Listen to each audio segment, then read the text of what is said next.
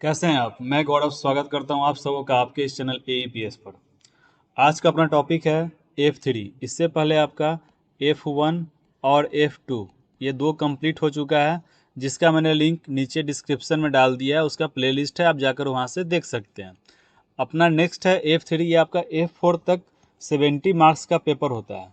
काफ़ी इंपॉर्टेंट होते हैं ये चार पेपर, आपके बहुत अच्छा रोल प्ले करते हैं आपके मार्क्स में, तो ध्यान से देखिए।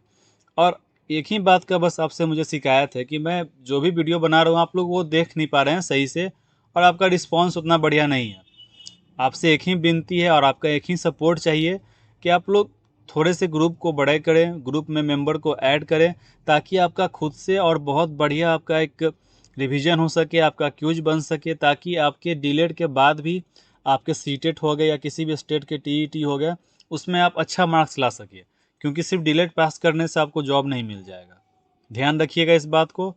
चलिए अब आगे बढ़ते हैं। अपना टॉपिक है F3 में है प्रारंभिक बाल्यावस्था देखभाल एवं शिक्षा। तो देखिए, प्रारंभिक बाल्यावस्था यानी कि PRT लेवल के बच्चे किस तरह से उनको देखभाल करना चाहिए, उनका शिक्षा किस प्रकार का होना चाहिए, उसी चीज़ का पूरा ये क्वेश्चन पेपर है। और आशा करता हूँ कि आपको समझ में आएगी, तो कृपया वीडियो के अंत तक बने रहें। अपना नेक्स्ट क्वेश्चन है, मैं इसको थोड़ा जूम कर देता हूँ ताकि आप लोगों को देखने में प्रॉब्लम नहीं हो।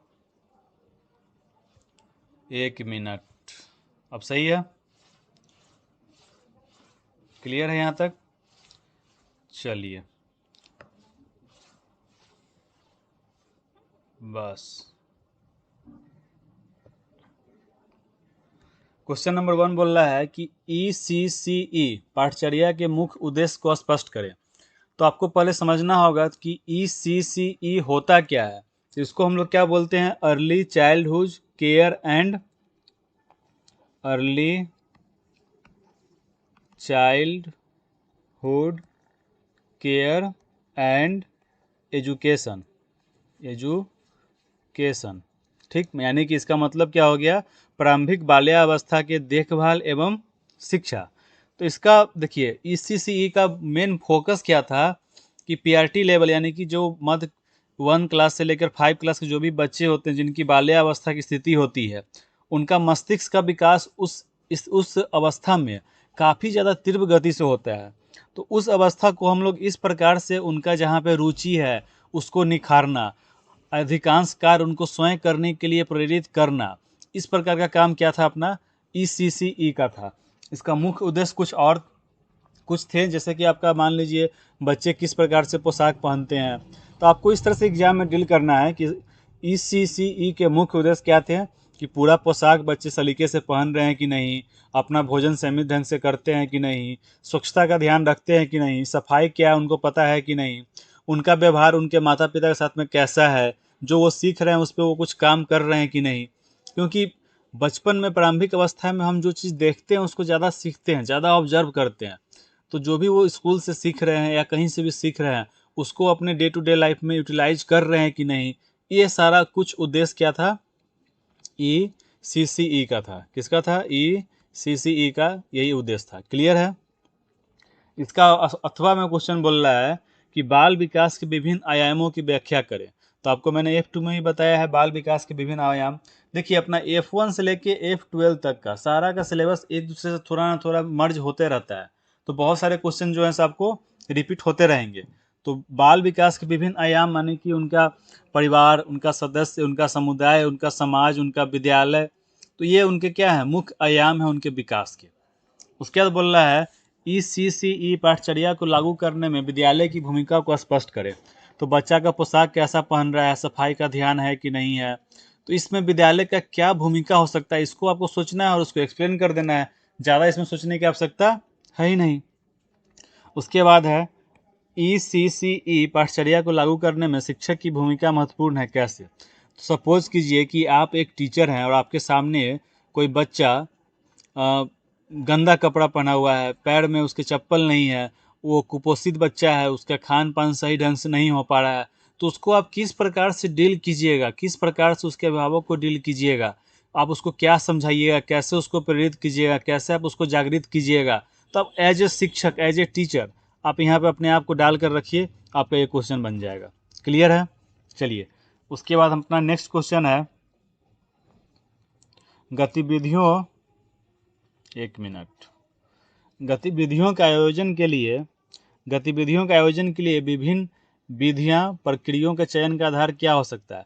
तो गतिविधि करने का मतलब हो गया कि आप जो एक्टिविटीज करा रहे हैं क्लास में, मानकर चलिए कि आपने बोला कि आज अपना सफाई का है, तो आपने पूरे विद्यालय परिसर को सफाई करवाया, कभी बागवानी करवा दिए, कभी कुछ करवा दिए, कभी कुछ करवा दिए।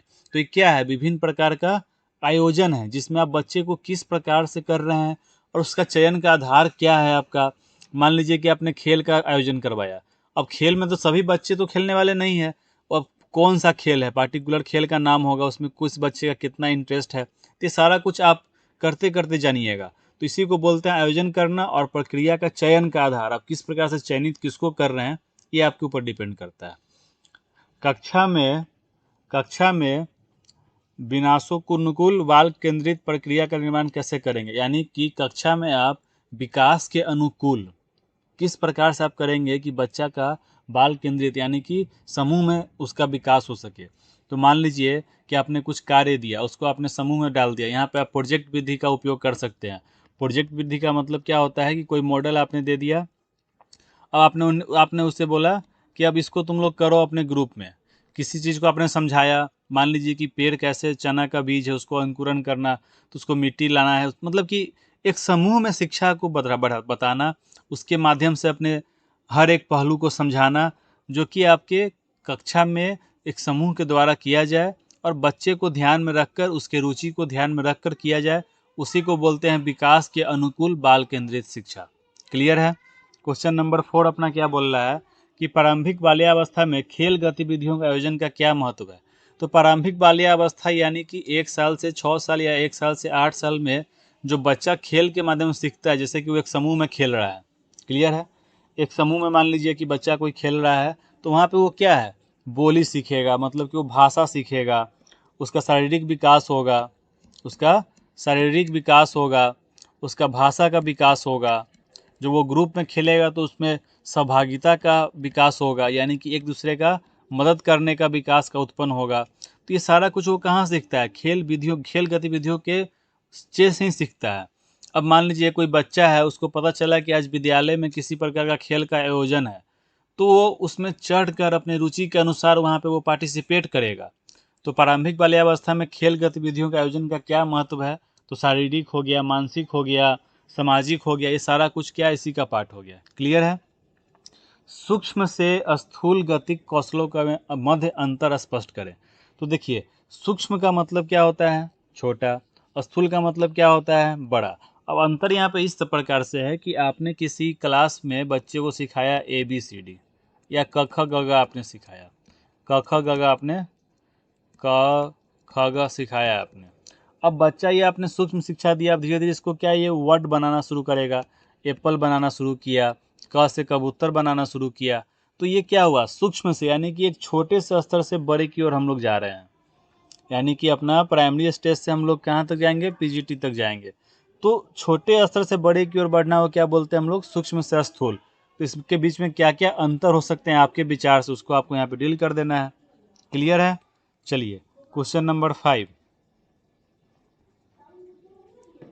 5 में बोल रहा है कि प्रारंभिक वर्षों में भाषा विकास की प्रक्रिया क्या है, स्पष्ट करें। तो जो बच्चा प्रारंभिक मतलब कि स्टार्टिंग स्टेज में, अर्ली स्टेज में, वो अपने माँ से सीखता है, यानी कि वो मातृभाषा सीखता है, परिवार के लोगों से सीखता है, समाज के लोगों से सीखता है, अपने आसपास के पड़ोसियों से सीखता है। तो ये सब क्या है, उसका विकास का एक माध्यम है, एक प्रक्रिया है, इसी को आपको यहाँ पे डील कर देना है। क्लियर है। चलिए अब इसका अथवा क्वेश्चन देख लेते हैं हम लोग। मैं पहले जूम कर देता हूँ आपको, ताकि देखने में प्रॉब्लम ना हो। क्लियर है। बस एक मिनट। देखिए, प्रारंभिक बाल्यावस्था में शिक्षा में बच्चों के प्रगति जानने से पूर्व उनकी क्षमताओं का आकलन करना जरूरी है। कैसे, इस चीज़ को यहाँ पे पूछा जा रहा है। अब इसको आप बताइए कि प्रारंभिक बाल्यावस्था में बच्चों की प्रगति जानने से पूर्व उनकी क्षमताओं का आकलन करना। अगर आपको पता होगा कि किस बच्चा को ABCD आता है, किसको नहीं आता है, तब ना आप उसको वर्ड लिखना सिखाइएगा। अब आपको पता है कि किसी बच्चा को क लिखने आ नहीं रहा, आपने बोल दिया कबूतर लिखो, तो वो लिख पाएगा? नहीं लिख पाएगा। तो उसके आकलन का जांच करना इसलिए आवश्यक होता है। बिहार में प्रारंभिक बाल्यावस्था शिक्षा की चुनौतियाँ क्या हैं? तो देखिए, बिहार में प्रारंभिक बाल्यावस्था में सबसे पहला चुनौती पता है क्या है आपको? कि यहाँ पे इतने प्रकार के यहाँ पे लोग रहते हैं कि उसमें बहुत ज़्यादा वंचित वर्ग हैं, यानी कि उनको अभाव है। किस चीज़ का अभाव है? तो वो ये चीज़ को वो इस प्रकार से वंचित रह जा रहे हैं कि किसी को खाने का दिक्कत है, पोशाक का दिक्कत है, पोषण का दिक्कत है, और उस केस में वो पढ़ाई को नहीं कर पाते हैं। प्रारंभिक स्टेज में, यानी कि अपने यहाँ पे देखते हुएगा, आंगनबाड़ी का नाम सुनते होइएगा, वो एज लाइक एज क्या है अपना, प्री स्कूल के टाइप का, यानी कि प्ले स्कूल टाइप का है। उसमें बच्चे जा रहे हैं, पर आपको क्या लगता है कि उस प्रकार से, जिस प्रकार का होना चाहिए उस प्रकार से हो पा रहा है? सबसे पहला दिक्कत क्या है, यहाँ पे लोग जागरूक नहीं है। लोग को इस बात का पता नहीं है कि वहाँ पे क्या होता है, किस प्रकार से काम चल रहा है। तो ये सारे चीज़, जो चुनौतियाँ आपको नज़र आ रहा है, जो आपको दिख रहा है, जो आपके आसपास में आंगनबाड़ी केंद्र है, उसको आपको यहाँ पे डील कर देना है। क्लियर है? चलिए, राज्य में प्रारंभिक बाल्यावस्था राज्य में प्रारंभिक बाल्यावस्था शिक्षा को 8 वर्ष तक विस्तार देने का क्या अर्थ है? तो इसमें सिंपल सा कहा गया, आपने सुना होगा, समावेशी शिक्षा का नाम सुना होगा, और उसके अंदर में जितने भी तरह के पॉइंट आते हैं वो सारा आपका यहाँ पे काम कर देगा। यानी कि 8 वर्ष तक शिक्षा का विस्तार, यानी कि उनको फ्री में देना, पोषण का पूरा ध्यान रखना, किताब का ध्यान रखना, सामग्री का ध्यान रखना, अगर बहुत सारा कमी है तो उनको एक आवासीय विद्यालय का प्रदान कराना, ये सब क्या है, राज्य सरकार का दायित्व बनता है। ठीक, शिक्षा को 8 वर्ष तक विस्तार देने का मतलब यही हुआ कि कोई भी ऐसा वर्ग का बच्चा, किसी भी जाति धर्म का बच्चा, वो गरीब हो अमीर हो, उससे मतलब नहीं है, वो शिक्षा से वंचित न रहे। बस यही एक इसका मतलब है। चलिए, उसके बाद अपना क्वेश्चन आता है दीर्घ उत्तरीय, जिसमें क्या है, गुणवत्तापूर्ण प्रारंभिक बाल्यावस्था देखभाल एवं शिक्षा बच्चों के भावी विकास को प्रभावित करता है, विवेचना करें। गुणवत्तापूर्ण प्रारंभिक बाल्यावस्था देखभाल एवं शिक्षा, अगर आप बच्चा को अर्ली स्टेज में, यानी कि 1 से 5 क्लास के स्टेज में आपने कुछ सिखाया ही नहीं, बच्चा को लिखने तक का ज्ञान नहीं है, तो आपको लगता है कि वो आगे चल के किताब पढ़ पाएगा? नहीं पढ़ पाएगा। तो जब तक हम, पेड़ होता है ना, पेड़, जब तक उसका जड़ मजबूत नहीं होगा तो क्या वो पेड़ कभी टिक पाएगा? नहीं टिक पाएगा। उसी प्रकार से किसी भी प्रकार की शिक्षा के लिए प्रारंभिक जो अपना प्री स्टेज होता है वो क्या है, अपना जड़ है। उसके बाद ही अपना शिक्षा का वृक्ष उस पर बनता है। ठीक, तो इस चीज़ को हमेशा ध्यान रखिए। क्लियर है? चलिए, उसमें क्या क्या हो सकता है, कैसे हम डेवलप कराते हैं, कैसे वो पढ़ाई हमको आगे चल कर काम आता है, इस चीज़ को आपको यहाँ पे एक्सप्लेन कर देना है। उसके बाद अपना कह रहा है, विशेष आवश्यकता वाले बच्चों से क्या अभिप्राय है? यदि शाला पूर्व केंद्र में विशेष आवश्यकता वाला बच्चा आता है तो ऐसे बाल में देखभाल कर्ता की क्या भूमिका बनती है? तो विशेष आवश्यकता वाले बच्चे मतलब कि ऐसे बच्चे जो नॉर्मल नहीं है, जो क्या नहीं है, जो नॉर्मल नहीं है। अब उनके लिए हम लोग किस प्रकार का व्यवस्था करते हैं? तो देखिए, उनके लिए क्या है, एक तो शिक्षा का पैटर्न समान बच्चों से अलग होना चाहिए। वो जो बच्चे विशेष रूप के, उनके लिए क्या है, उनके रुचि के अनुसार होना चाहिए, ईजी होना चाहिए, ताकि वो पहले उसको अंडरस्टैंड कर सके, समझ सके। उनके लिए जो अध्यापक होंगे, उनका स्वभाव, उनका पढ़ाने का स्टाइल उस बच्चे के अनुकूल होना चाहिए। क्योंकि देखिए, हर एक प्रकार के बच्चा को एक ही शिक्षक पढ़ा दे, संभव नहीं है। हर शिक्षक की अपनी अपनी एक इमेज होती है, अपनी अपनी एक नेचर होती है। तो विशेष आवश्यकता वाले बच्चे में हो सकता है बहुत ज़्यादा कमी हो, मंद बुद्धि हो, उसमें बच्चे के साथ शिक्षक का क्या रिएक्शन हो रहा है। तो इस चीज़ में क्या है कि अध्यापक का भी बहुत महत्वपूर्ण भूमिका है। तो इस सारे चीज़ को, पहलू को आप वहाँ पर रख कर यहाँ पर डील कर सकते हैं। क्योंकि 4-4 पेज का आंसर होता है, तो हर एक को अगर मैं पूरा पॉइंट लिखवाने लगूँ तो आपका वीडियो तो 5-5 घंटे का चला जाएगा। बस आप मतलब समझिए। उसके बाद अपना क्या है कि राज्य में विद्यालय तत्परता में अकादमिक और सामाजिक संस्थाओं से क्या अपेक्षा है? तो देखिए, राज्य में विद्यालय यानी कि सामाजिक संस्था जो होता है, जैसे कि हर एक बच्चा क्या है, उसके माता पिता उसके देखभाल करते हैं, पर कुछ ऐसे वर्ग के भी लोग हैं जो अनाथ हैं। अब उनके लिए क्या है कि बहुत तरह का सामाजिक संगठन चल रहा है। ठीक है, अब उसको क्या है कि सरकार की तरफ से, जिसका आप लोग एनजीओ का नाम बोलते हैं, सरकार की तरफ से उन्हें कुछ न कुछ मुहैया कराया जाता है, कुछ पैसे धनराशि दी जाती है, ताकि वो उन आवश्यकता वाले बच्चों के ऊपर खर्च करें और उनका देखभाल करें। तो इसी में कहा गया है कि सामाजिक संस्थाओं से क्या अपेक्षा है, तो वो उन बच्चों को अपने पास में रखते हैं, उन्हें शिक्षा ग्रहण करवाते हैं। तो ये सारे बात को आपको यहाँ पे क्या है, डील करना है। उसके बाद है अपना प्रारंभिक बाल्यावस्था शिक्षा में बच्चों के प्रति संबंधित अभिलेखों तथा संधारण क्यों आवश्यक है, आप उसे कैसे संसाधित करेंगे। प्रारंभिक बाल्यावस्था शिक्षा में बच्चों की प्रगति से संबंधित, मतलब कि आपके पीआरटी स्टेज में जो आप बच्चा जो कुछ सीख रहा है उसका आप एक आकलन कर रहे हैं, उसका एक आप निचोड़ बना रहे हैं, उसका एक अभिलेख आप तैयार कर रहे हैं कि बच्चा को कहाँ पे क्या दिक्कत है, कहाँ से क्या वह डेवलप कर रहा है, उसका रुचि किस प्रकार है, वो क्या बनना चाहता है, उसका इंटरेस्ट किस चीज़ में है, उस चीज़ का आप एक संकलन कर कर उसके आने वाले चीज़ से क्या है जोड़ रहे हैं। कि अगर कोई बच्चा बचपन में चोर पुलिस खेल रहा है और उसको पुलिस बनना ज़्यादा अच्छा लग रहा है, तो क्या है वो आगे चलकर एक पुलिस बन सकता है। तो इस प्रकार से उसके अभिलेखों का एक मतलब वो करना, पूरा बनाना, उसका पोर्टफोलियो हम लोग बोल सकते हैं, पोर्टफोलियो उसको हम लोग बोल सकते हैं। ठीक, तो शिक्षा में बच्चों के प्रति संबंधित अभिलेख हो, वही उसका अभिलेख हो गया। नहीं सुनते हैं कि फलना जगह से फलना चीज़ का अभिलेख प्राप्त हुआ, तो उसका बचपन मतलब कि वो क्या क्या है उसका एक निचोड़ बनाना, उसका एक पोर्टफोलियो बनाना। क्लियर है। चलिए अब हम लोग देखते हैं अपना नेक्स्ट। इसमें क्या है, पहले मैं जूम कर देता हूं ताकि आप लोगों को देखने में प्रॉब्लम ना हो, और बस आप लोग से एक ही रिक्वेस्ट है कि वीडियो को पूरा देखें, उसके बाद अपना सुझाव मुझे दें। क्लियर। चलिए पहला क्या है अपना प्रोजेक्ट विधि। मैंने अभी आपको बताया कि प्रोजेक्ट विधि मतलब क्या हुआ कि एक मॉडल, मान लीजिए कि आपको बोला गया कि किसी गांव में बहुत ज़्यादा बारिश हुआ, उसमें बाढ़ आ गया, उसमें बाढ़ का कैसे हम लोग राहत कर सकते हैं। तो डैम बनाएंगे, उसमें दिखाएंगे कि यहाँ पे अपना गांव है, यहाँ पे अपना फसल है।